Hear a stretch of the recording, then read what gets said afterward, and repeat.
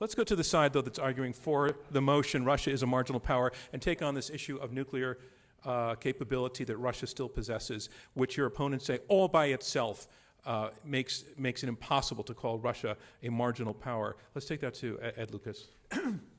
Well, as I said almost my opening words, Russia is a nuclear superpower.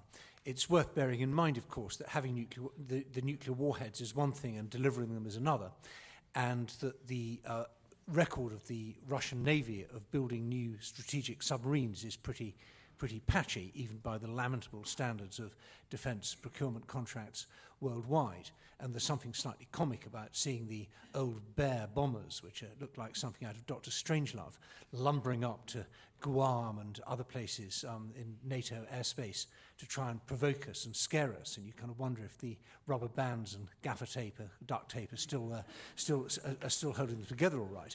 I worry about the security of the Soviet and Russian, ex-Soviet and now Russian nuclear. It's catching now. Sorry. Of the nuclear arsenal. But I just want to also, if I may, just pick up on what I don't really.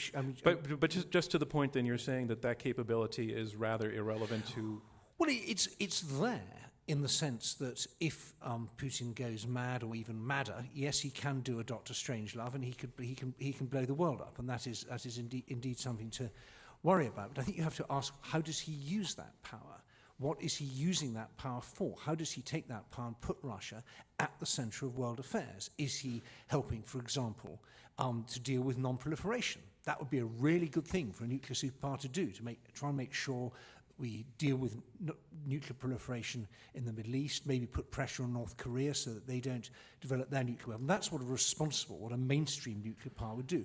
Russia's not involved in that. On the contrary, it's actually constantly threatening to sell advanced air defense systems to Iran, which would give the Iranians more time and more protection for their nuclear program. They've certainly played no role in helping to deal with North Korea. Let's take some of what you just said back to Robert Blackwill, where we hear Edward Lucas again arguing on this issue of what's marginality, what pushes Russia from the center of the game. And he's saying the weapons are irrelevant, it's how they use them. Well, first of all, Russia is modernizing all three legs of its strategic deterrent, its delivery systems. So those are facts. Unlike the United States, Russia has active programs, missile programs, submarine programs, and aircraft programs to deliver its nuclear weapons. They take it seriously. Second, Russia is involved in the North Korean diplomacy. And third, Russia has not delivered advanced air defense systems to Iran. They haven't done so. So all three of those facts are wrong.